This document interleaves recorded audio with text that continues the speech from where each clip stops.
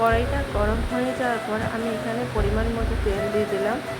তারপরে আমি পেঁয়াজগুলো মাঝারি সাইজ করে কেটে নিয়ে পেঁয়াজগুলো দিয়ে দিলাম।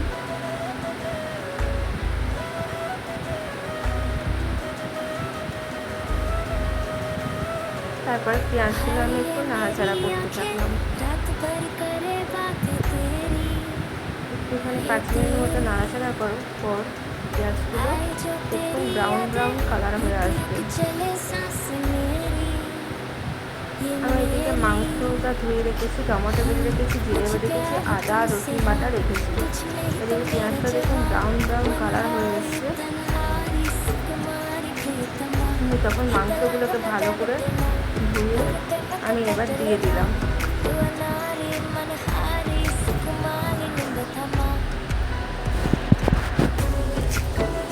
মাংসগুলোকে আমি এবার সমস্ত মাংসটা, এখানে ছিল 1 কেজি মাংস, 1 কেজি মাংস আমি দিয়ে দিচ্ছি। এবার নাড়াচাড়া করে নেবো তেলে, ভালো করে মাংসটা যাতে নাড়াচাড়া করবো যাতে তেলটা ভালো করে মাংসটা মাখতে যায়। এবার একটু ভালো ভেজে নেওয়ার পর দেখতেই পাচ্ছেন ভাজা হয়ে গেছে একটু। দিয়ে এবার আদা রসুনের পেস্ট দিলাম।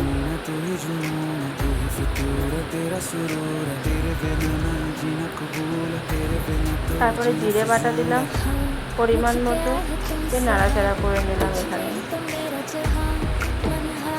একটু ভালো করে মেখে নিলাম যাতে মাংসটা সব মিশে যায় ভালো করে।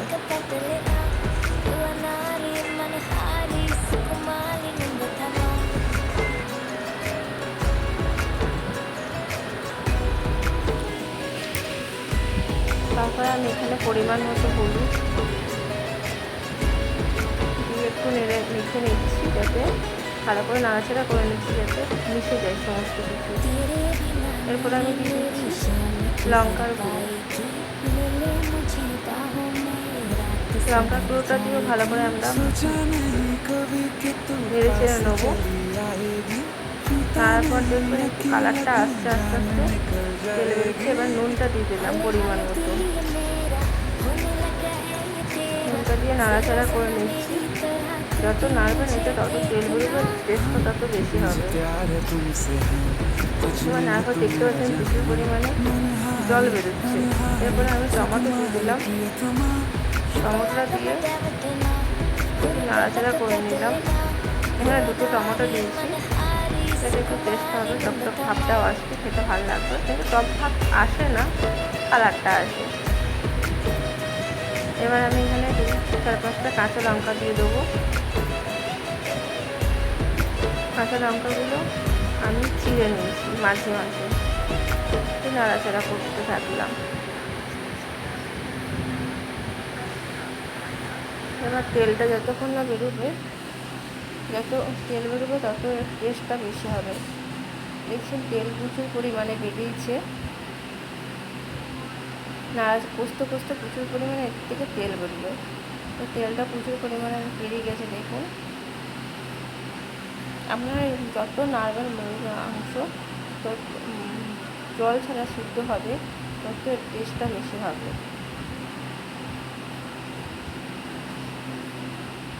এবার আমি পরিমাণ মতো জল দিয়ে দিলাম, অল্প করে, যাতে সিদ্ধ হয়ে যায়। অনেক সময় অনেক মাংস সিদ্ধ হতে চায় না, তো জন্য জল দিয়ে দিলাম। দিয়ে একটু নাড়াচাড়া করে দিলাম যাতে মশলাটা মেখে যায়, পুরোটা তলা পর্যন্ত জলটা থাকে। এবার আমি ঢাকা দিয়ে দিলাম। 10-15 মিনিট বাদ আমি ঢাকাটা তুলেছি।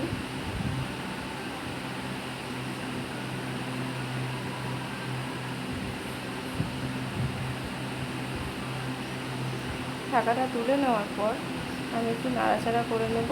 একটু জলটা এখনও আছে দেখুন। আমি একটু যেহেতু মাখা মাখা করবো, তাই জন্য একটু জলটা ফুটিয়ে নিচ্ছি, মানে ঝোলটা টানিয়ে নিচ্ছি। দেখুন মাংসটা সিদ্ধ হয়ে এসছে।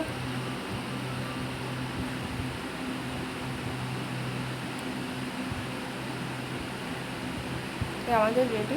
একটু ঝোলটা টানা হয়ে গেছে দেখুন, তেলটাও বেরিয়ে চলে এসছে। আমাদের রেডি। এখন চিকেন